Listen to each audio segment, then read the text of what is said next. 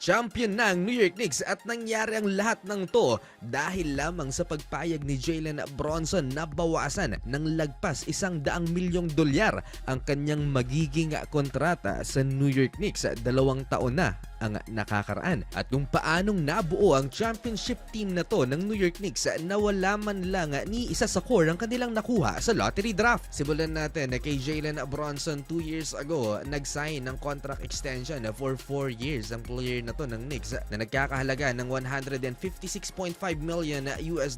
Mas mababa ng $139 million sa dapat sana nga magiging kontrata niya sa Knicks. Dahil kung nagantay siya ng 1 taon mga idol, eligible sana siya for $269 million contract. Pero teka, sabi ni Jalen Bronson, kailangan niya ng tulong. Dito na kinuha ng New York Knicks si Mikal Bridges na na-acquire nila sa isang blockbuster trade from Brooklyn Nets and later sinign for a 4-year $150 million extension. Just imagine mga idol yung binitawang future first round picks ng New York Knicks para ma-acquire si Mikal Bridges. Parang hindi sulit. Kaya after winning the championship, eto na lang ang nasabi niya sa interview. I mean, how's it Them year picks. for you?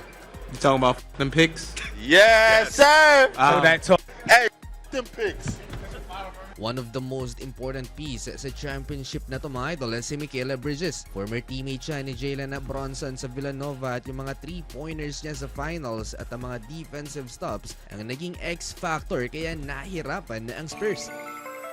Pagkatapos ni Mikal Bridges, etong si Karl Anthony Towns naman ang na-acquire ng New York Knicks matapos ang pay cut ni Jalen Bronson. Kapalit ng former duo star ni Jalen Bronson na si Julius Randle at ni Donte DiVincenzo na-acquire si Cat mula sa Timberwolves. Balanse ang trade na to pero ang nag-benefit talaga yung New York Knicks. Nakakakuha sila ng one of the best stretch big man sa NBA at nabitawan na si Julius Randle na inconsistent pagdating sa postseason. Si Cat lang naman na nag-set ng tone sa Game 1 and Game 2 ng Spurs Knicks series. At napigilan niya si Victor Wembanyama sa Game 1, nagtala ng 18 points and 12 rebounds si Cat, 21 points and 13 boards naman sa Game 2.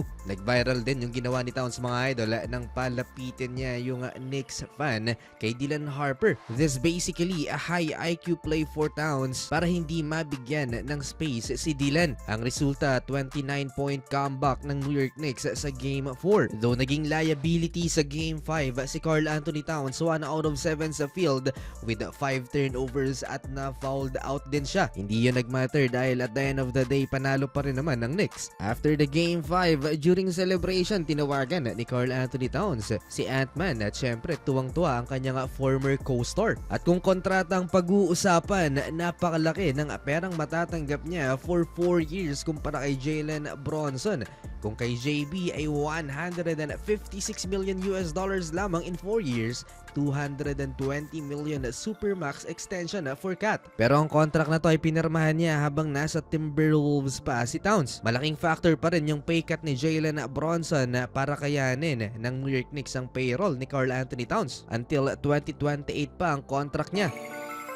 And finally, si OG Anunoby ang isa sa nag-benefit sa sakripisyo ni Jalen Bronson. Pumirma ng $212 million contract for 5 years si OG Anunoby noong 2024 offseason. Siya lang naman ang naging stabilizer sa finals for the New York Knicks. Kung hindi dahil sa tip layup niya sa Game 4, malamang may Game 6 pa. Crucial yung role niya, siya ang best two-way player ng New York Knicks. Elite defender, kabilang lang naman siya sa NBA All-Defensive second team ngayong 2026. Pagkatapos ma-acquire ng New York Knicks si Jalen Bronson, nakuha naman ng kupunan si Josh Hart, ang isa sa miyembro ng Villanova Knicks.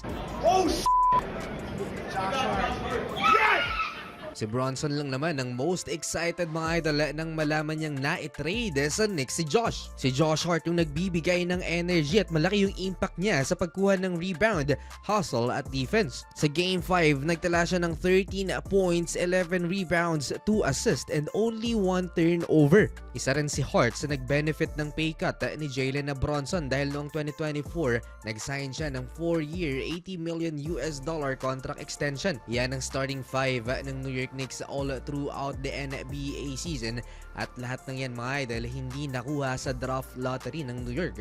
Free agents at trade na acquire ng Knicks sa mga player na to. Ito din naman yung starting five ng New York Knicks last year kung saan nag-exit sila sa conference finals. Tinalo sila ng Indiana Pacers at ang kulang ang kanilang second unit dito na nag-upgrade ng lineup ang New York. Naging headline ng pag-acquire ng New York Knicks sa free agent noon na si Jordan Clarkson. Binigyan si JC ng 3.63 million veteran na minimum contract ng Knicks. As a former sixth man, inaasahan ng New York Knicks ang magiging kontribusyon ni Jordan Clarkson off the bench. Hindi naging madali ang season for Jordan Clarkson. Maraming mga laro ang New York Knicks na DNP ang status ni kabayan or did not play at hindi siya ginagamit mostly ni Coach Mike Brown. At kung kinakailangan siya, nag-step up naman si Jordan Clarkson. Noong Game 3 ng NBA Finals, naglaro ng 13 minutes si Jordan Clarkson at nakapagtala ng 10 points, 4 out of 7 shooting. Isa pa sa key player ng second unit ay itong si Jose Alvarado na na-acquire naman ng New York Knicks before the trade deadline. Hometown hero at contagious yung kanyang energy coming off the bench. Perfect fit sa sistema ni Coach Mike Brown si Jose Alvarado as a backup point guard. Puntahan natin si Landry Shamet, ang biggest surprise for the Knicks ngayong playoffs. 2024 nang ma-acquire si Shamet ng Knicks at na-extend lang din ang kontrata dito sa New York for 1 year, 3 million veteran minimum contract para lamang mapuno ang roster ng New York Knicks. Pero sa mga close-out games ngayong playoffs kontra Philly at Cleveland, dito talaga siya nag-step up. Bago nakuha ng Knicks si Jalen Bronson, andyan na si Deuce McBride. Originally, na-draft siya ng Oklahoma City Thunder pero na-trade din papuntang New York bago pa magsimula ang 2021-22 season. Second round pick itong si Deuce McBride. Etong si Mitchell Robinson ang pinakamatagal na dito sa New York Knicks since 2018 at na-draft siya mismo ng New York Knicks. Pareho silang 36th overall pick ni Deuce McBride. Binago ng New York Knicks ang narrative na dapat sundin ng mga kupunan sa NBA itong San Antonio Spurs at Oklahoma City Thunder kung saan lumakas sa mga team na to dahil sa kanilang mga draft picks. Dahil sa structure ng Thunder at San Antonio Spurs, marami ang nagtatank sa NBA. Mas tinatarget na sa ngayon ng mga kupunan na makuha ang top 5 sa lottery. Isa na siguro itong si Jeremy Sohan sa pinakamaswerteng player sa series na to dahil before the trade deadline na-trade siya patungong New York Knicks at nagkampiyon pa. Magkakaroon panigurado ng pagbabago sa magiging lineup ng San Antonio Spurs next season. Ang tanong ngayon, ano ang magiging future ni De'Aaron Fox? Tapos niyang tulungan ng New York Knicks na mag-champion. Siya ang itinuturong dahilan kung bakit natalo sa NBA Finals mga idol ang San Antonio. Binigyan pa naman din siya ng 4-year, $228 million maximum contract extension ng San Antonio Spurs last year. Tapos eto pala ang isusukli niya sa San Antonio. Akala pa naman din ng Spurs fans siya ang sasalba sa San Antonio sa crunch time.